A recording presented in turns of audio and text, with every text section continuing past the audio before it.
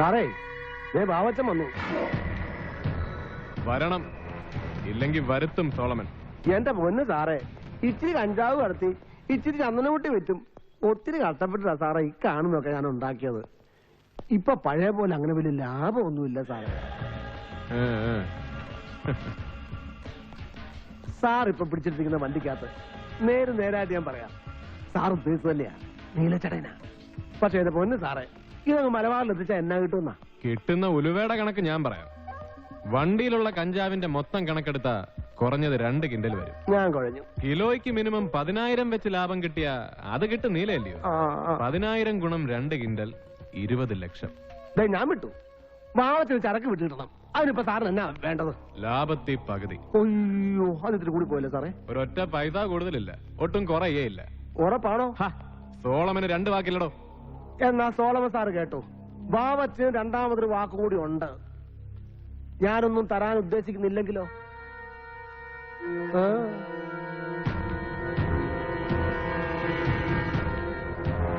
എങ്കിലാ ചരക്കങ്ങ് Solomon എടുക്കും. എന്നിട്ട് അത് വിറ്റേച്ച് പകുതി ലാഭം തനിക്ക് ഇങ്ങോട്ട് എത്തിച്ചേ. സാറേ, ഇത് വാവച്ചന്റെ തട്ട. ഇവിടെ കയറി വന്നിട്ട് ഒരുത്തനും ഗുണവധികാരത്ത് നിന്നിട്ടില്ല, നിന്നങ്ങോട്ട് വിടുകയില്ല. അതുകൊണ്ട് സാറേ വണ്ടിയുടെ താക്കോല് വെച്ചിട്ട് പോ. ഇല്ലെങ്കിൽ നീ എന്നെ അങ്ങ് അണ്ണാക്കി കേട്ടോടാ റാസ്കൽ. കേട്ടോടാ കള്ള കഴുകയുടെ പോലെ.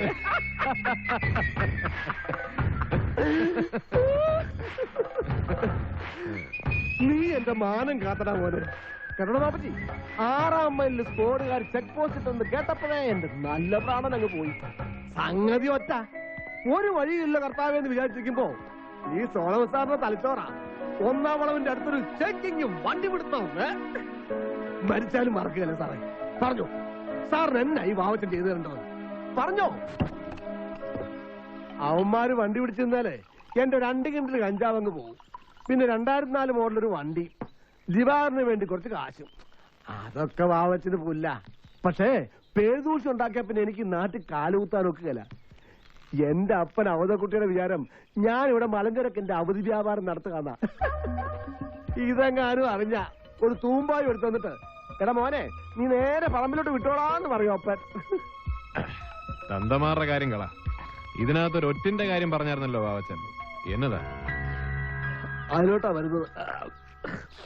സാറോട് വന്നപ്പോഴേ കേട്ട് കാണും, ഒരു ഉമ്മച്ചൻ, പഴയ MLA, ചത്തുപോയ പ്ലാന്റ് ചാക്കോടെ മോൻ.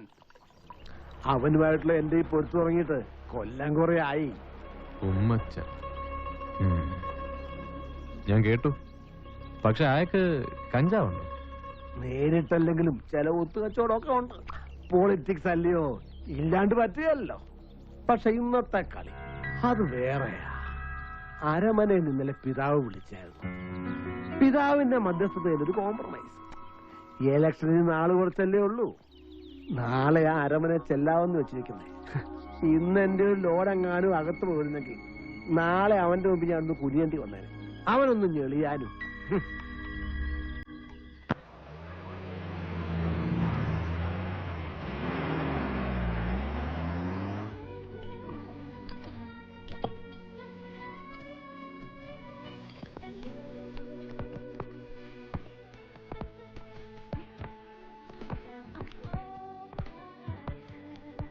Welcome sir. കേമാനം കാണാതായപ്പോ ഞങ്ങൾ അങ്ങ് തുടങ്ങി. മാസാവസാനം അല്ലയോ? സർക്കാരിന്റെ ഖജനാവ് പറ്റാതിരിക്കണമെങ്കിൽ അതിന് ഞങ്ങൾ പോലീസുകാരെ വിചാരിക്കണം.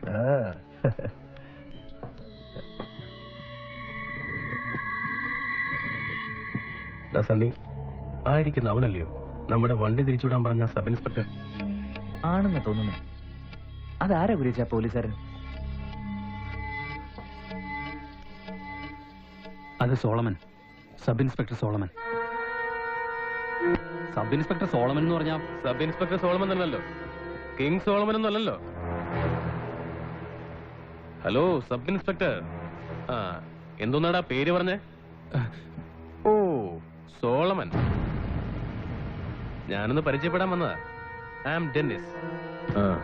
അങ്ങനെ ആന്ന് പറഞ്ഞ് കൊച്ചാക്കല്ലേ. ഞാൻ ഡെന്നിസ്, പ്ലാന്റർ ചാക്കോച്ചന്റെ ഇളയ മോൻ, ex-MLA ഉമ്മച്ചന്റെ ബ്രദർ. അതിന്റെ ഒരു റെസ്പെക്ട് എനിക്ക് തരണം സബ് ഇൻസ്പെക്ടർ സോളമൻ. അനിയൻ പോയിട്ട് പിന്നെ വാ, ഞാനൊരല്പം തിരക്കിലാണ്. പിന്നീട് വരാൻ ഒക്കത്തില്ല, തന്നേക്കാളും തിരക്കിലാ ഞാൻ. ബാംഗ്ലൂരിൽ നിന്ന് ഞാൻ കൂടെ കൊണ്ടുവന്ന ഈ പിള്ളേരുടെ മുമ്പില് ഞാൻ തീരെ അങ്ങ് കൊച്ചായി പോയല്ലോ സോളമ. ഇവന്മാരുടെ ഇടയിൽ ഞാൻ ഉണ്ടാക്കിയെടുത്ത ഇമേജും അന്തസ്സൊക്കെ ഒറ്റ നിമിഷം കൊണ്ട് താൻ ഇല്ലാതാക്കി കളഞ്ഞ്. അത് താനങ്ങനെ കോമ്പൻസേറ്റ് ചെയ്ത് പറഞ്ഞു.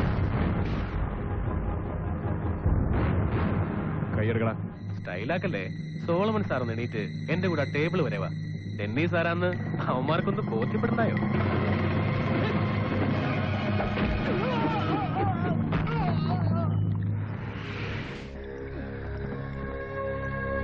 പ്ലാന്റർ ചാക്കോച്ചന്റെ മോനും ഉമ്മച്ചന്റെ അനിയനും ഒക്കെ നിന്റെ കുടുംബത്തിൽ മതി. വെളിയിൽ ഇറക്കിയാലുണ്ടല്ലോ ചവിട്ടി പരിപ്പ് ഞാൻ എടുക്കും. റാസ്കൽ.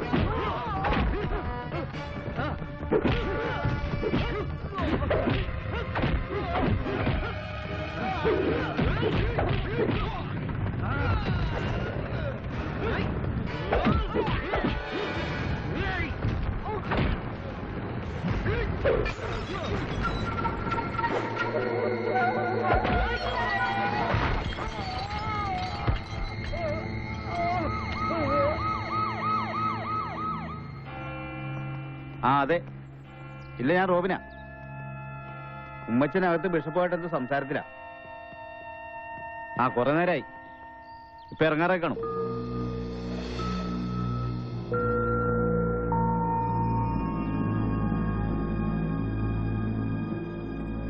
ഇത്രയും നേരമായി നമ്മൾ സംസാരിച്ച വിഷയം തന്നെയാണ്. ഈ സഭയുടെയും സമൂഹത്തിന്റെയും നന്മയെ കരുതിയെങ്കിലും പരസ്പരമുള്ള ഈ മത്സരം ഒന്ന് അവസാനിപ്പിച്ചുകൂടെ? എന്താ ഉമ്മച്ച? പിതാവിന് അറിയാത്തല്ല, ഒരു പൊതുപ്രവർത്തകൻ എന്ന നിലയിലും CC പ്ലാന്റേഷന്റെ MD എന്ന നിലയിലും ഒരുപാട് തിരക്കുള്ള ആളാണ് ഞാൻ. അതൊക്കെ മാറ്റിവെച്ച് ഞാനിവിടെ വന്നത് പിതാവിന്റെ വാക്കിന്മേലുള്ള എന്റെ വിശ്വാസം കൊണ്ട് മാത്രമാണ്. എനിക്ക് പറയാനുള്ളതെല്ലാം ഞാനിവിടെ പറഞ്ഞു കഴിഞ്ഞു. ഇതിനപ്പുറം ഒന്നും പറയാനില്ല. ഒരു വിട്ടുവീഴ്ചയ്ക്കുമില്ല. ഞാൻ ഇറങ്ങുന്നു.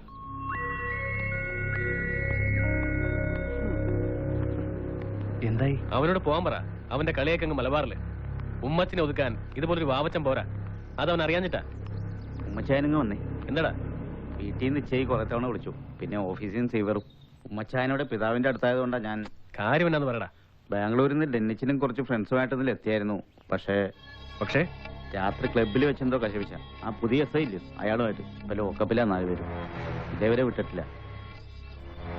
കറിയാച്ചൻ ഇല്ലായിരുന്നു അവിടെ പോയി ഇറക്കിക്കൊണ്ട് വരാനുള്ളതിന്. കറിയാച്ചൻ പോയായിരുന്നു ഒരു വക്കീലുമായിട്ട്.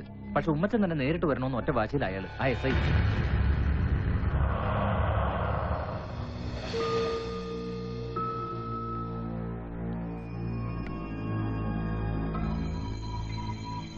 ഉമ്മച്ചൻ സാറേ, ഉപദേശിക്കുകയാണെന്ന് തോന്നരുത്. ക്ലബിൽ പോകുന്നതോ മദ്യപിക്കുന്നതോ ഒന്നും ഒരു തെറ്റല്ല. ക്ലബും മദ്യമൊക്കെ പിന്നെ എന്നാത്തിനാ?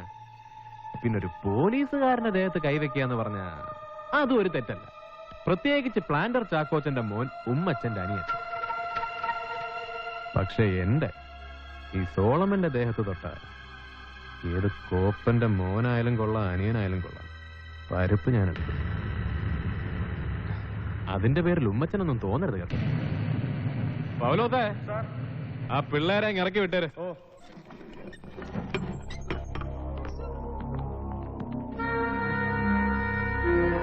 പോയിക്കോ. അടുത്ത വെക്കേഷൻ വരുമ്പോ മുൻകൂട്ടി അറിയിച്ചേക്കണം. ഒന്ന് ഫോൺ ചെയ്താൽ മതി, ഞാൻ ഒരുങ്ങിയിരുന്നോളാം.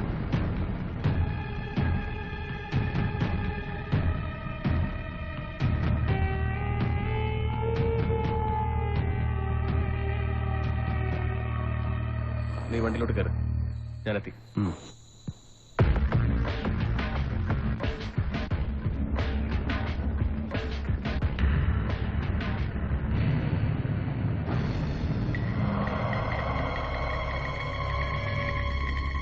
സോളമ, ഞാനിവിടുത്തെ XMLA ഭരണകക്ഷിയുടെ നേതാവാന്നൊക്കെ വിട്ടേക്ക്.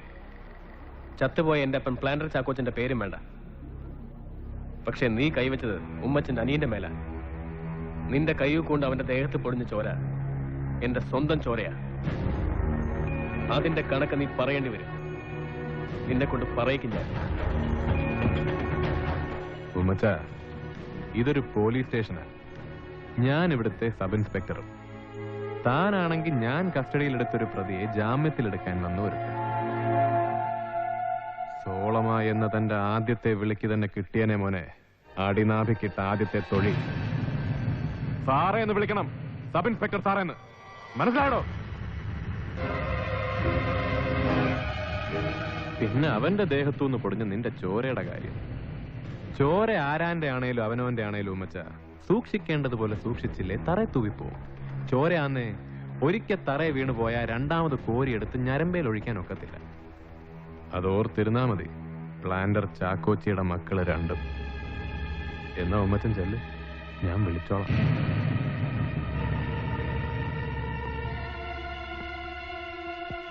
പൗലോച്ച, ആരേലും വിട്ടൊരു ചായ തരാൻ പറ.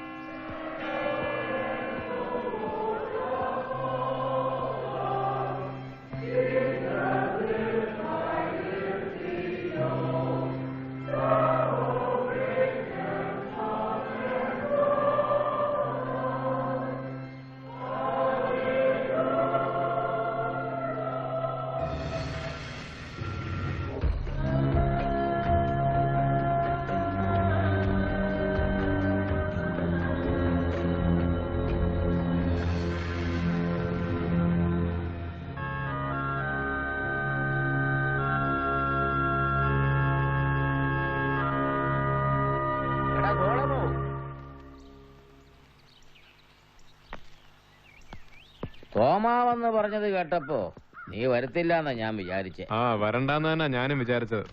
പിന്നെ ആ വിചാരം അങ്ങ് മാറാൻ എന്നതാടാ കാര്യം? ഒരൊറ്റ തവണ കൂടി ആവാന്ന് വിചാരിച്ചു. അതും കളരിമുറ്റത്തേക്കില്ല, ഇവിടെ ഈ പള്ളി വരെ ഉള്ളൂ. ആ, ഈ ഒറ്റ തവണ കൂടി മതിയാവൂ. അടുത്ത തവണ വരികയാണെങ്കിൽ തന്നെ എന്നെ ശാസിക്കാനോ ഗുണദോഷിക്കാനോ ഞാനുണ്ടായെന്ന് വരത്തില്ല. തോമാച്ചനെ ഞാൻ പറഞ്ഞയച്ചത് ഞാനും കൂടെ ട്രസ്റ്റിയായിട്ട് നടത്തുന്ന ഒരു ചാരിറ്റി ഫണ്ടിന്റെ കാര്യം ഞാൻ മുമ്പൊരിക്കൽ നിന്നോട് സൂചിപ്പിച്ചിട്ടുണ്ടായിരുന്നു. ഇപ്പോഴത്തെ സ്ഥിതി എന്താന്ന് വെച്ചാൽ ഫണ്ടിലേക്കുള്ള വരവ് തീരെ കുറവാണ്. കേരളത്തിന്റെ വടക്ക് ഭാഗത്ത് ഹാർട്ട് ഡിസീസായിട്ട് കഴിയുന്ന ആമിന എന്നൊരു കൊച്ചിന്റെ ട്രീറ്റ്മെന്റിന് നമ്മൾ കുറച്ചു തുക സ്പോൺസർ ചെയ്തിട്ടുണ്ടായിരുന്നു. ഒരു പാവപ്പെട്ട വീട്ടിലെ കൊച്ച. വലിയൊരു തുക ചെലവുള്ള കാര്യമാണ്. ഈ ആമിന കൊച്ചിന്റെ കാര്യം നീ ഏറ്റെടുക്കണം. അതിനിപ്പോ എന്റെ കയ്യിൽ എവിടെ നിന്നാച്ചോ വലിയ നിക്ഷേപം ഇരിക്കുന്നത്? ഇപ്പൊ എന്നെ കൊണ്ട് ഒന്നും നോക്കുകയല്ല, പിന്നെ എപ്പോഴേലും ആവട്ടെ, ഞാൻ നോക്കാം. എടാ മോനെ, ഇതെനിക്ക് സിമിത്രിയിലിട്ട് പോകുമ്പം കിഴി കെട്ടി കൂടെ കൊണ്ടുപോകാനല്ല. കണ്ടവനെയൊക്കെ പറ്റിച്ചും പിടിച്ചു പറിച്ച് നീ ഉണ്ടാക്കുന്ന കാശിൽ നിർത്തുക. ഏതെങ്കിലും നല്ല കാര്യത്തിന് ഉപകാരപ്പെടുമെങ്കിൽ അതിന്റെ ഒരു പുണ്യം നിനക്ക് കിട്ടിക്കോട്ടെ എന്ന് വിചാരിച്ചിട്ടാ. ഇനി അതേ കയറി തൂങ്ങണ്ട. എന്നെ കൊണ്ട് പറ്റുന്ന എന്നാന്ന് വെച്ചാൽ ഞാൻ എത്തിച്ചേക്കാം. അതിന് കിഴി കെട്ടി സിമിത്തേരിയിലോട്ട് എടുക്കുവോ കുഴിച്ചിട്ട് മുളപ്പിക്കോ എന്നതാന്ന് വെച്ചാ ചെയ്. പക്ഷെ ഇത് പറയാൻ വേണ്ടി മാത്രം എന്നെ ഇത്രയും ദൂരം വണ്ടി ഓടിപ്പിച്ച് ഇതുവരെ കൊണ്ടുവരേണ്ട കാര്യമൊന്നുമില്ലായിരുന്നു. നിന്നെ ഇങ്ങോട്ട് വരുത്തിയത് ഇത് പറയാൻ വേണ്ടി മാത്രമല്ല. 2 ദിവസം മുമ്പ് ആ പെങ്കൊച്ചുങ്ങൾ ഇവിടെ വന്നായിരുന്നു. അതുങ്ങളുടെ കണ്ണീര് കണ്ട് സഹിക്കാഞ്ഞിട്ടാ. സോളമ, രണ്ട് വയറ്റിൽ പിറന്നതാണെങ്കിലും അതുങ്ങൾ നിന്റെ പെങ്ങന്മാരല്ലാണ്ട് വരികയില്ലല്ലോ.